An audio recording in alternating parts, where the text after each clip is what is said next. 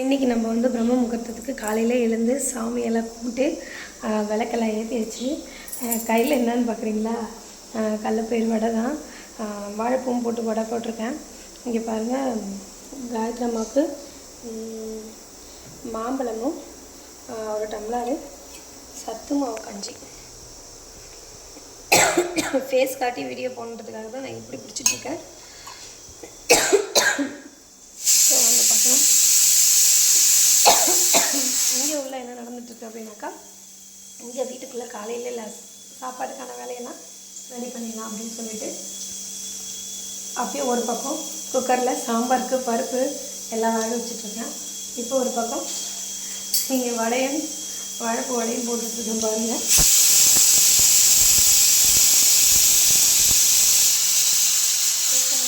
ரொம்ப வேகமாக உள்ளது, கொஞ்சம் சிம்மில் வச்சுருவோம். காலையிலே வந்து அதுவும் 4:30-5 மணிக்கெலாம் வந்து எழுந்து சமைக்கிறதுலாம் ஒரு பெரிய விஷயமே கிடையாதுங்க. அது காலையில் எழுந்தோடனே உடம்பு ஃப்ரெஷ்ஷாக இருக்கிற நேரத்துக்கு செஞ்சிட்டோம்னா ஈஸியாகிடும். அவசரப்பட்டு ஒரு வடையை நான் தட்டி விட்டேன் முருகா அப்படின்ற மாதிரி இருக்குது. ஸோ பாருங்கள், வாழைப்பூ வடை நேற்று தான் பண்ணேன். இன்றைக்கி கொஞ்சம் மாவு எடுத்து வச்சுருந்தேன். ஸோ காலையில் சண்முகனுக்கு வந்து காலையில் எழுந்தோடனே கொடுத்துடலாம் அப்படின்னு சொல்லிட்டு டீ ரெடியாக போட்டு வச்சுருக்கேன். வந்தால் எழுந்தோடனே அவங்களுக்கு எல்லாருக்கும் சக்கரை வச்சுக்கணும். அப்புறம் சாமிக்கு சத்துமாவு கஞ்சி, முட்டை சத்துமாவு கஞ்சி அங்கே இருக்குது, அந்த ரூமில் முட்டை அவிச்ச முட்டை. அப்புறம் வீட்டில் இருக்கிறவங்களுக்கு முட்டை. இது வந்து கேரட், தம்பிக்கு வந்து கேரட் சாதம் ரெடி பண்ணி இப்போ காலையிலே கொடுத்து அனுப்பிச்சிடுவேன். மாங்காய் முருங்கைக்காய் போட்டு மாங்காய் முருங்கைக்காய் போட்டு இப்போ சாம்பார் ரெடி பண்ணிட்டேன்னா அவ்வளோதாங்க. சாதத்துக்கு அரிசி இருக்குது, ரெடியாக அரிசியை ஊற வச்சுருக்கேன்.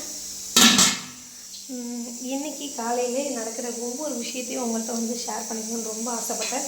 ஸோ அதனால தான் இவ்வளோ காலையில் எழுந்த உடனே நான் என்ன பண்ணிகிட்ருக்கேன் அப்படின்னு சொல்லிட்டு வீடியோ வந்து அப்லோட் பண்ணணும் அப்படின்னு சொல்லிட்டு நான் தினம் வந்து இந்த பிரம்ம முகூர்த்தத்தில் வந்து எழுந்து விளக்கு வச்சுட்டு சாமி கும்பிட்டுருக்கேன். வீட்டில் எந்த பிரச்சனையும் வரக்கூடாது, ஃபேமிலி நல்லா இருக்கணும், பிஸ்னஸ் நல்லா இருக்கணும், நினச்ச காரியங்கள்லாம் நம்ம வந்து வெற்றி அடையணும் அப்படின்ற ஒரு மைண்டில் தான் நான் வந்து ரெகுலராக எழுந்து நான் இந்த பூஜை பண்ணிகிட்ருக்கேன்.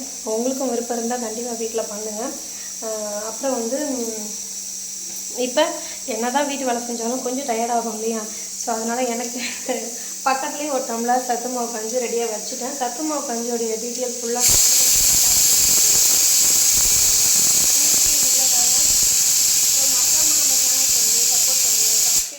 அப்படியே கொஞ்சம் அப்படியே பேசிக்கிட்டே கொஞ்சம் வீடியோ போட்டுகிட்டே கொஞ்சம் சாமி பாட்டு கேட்டுகிட்டே நான் என்ன பண்ணுவேன்னா கஞ்சியோ டீயோ காஃபியோ இங்கே பக்கத்துலேயே வச்சுக்குவேன்.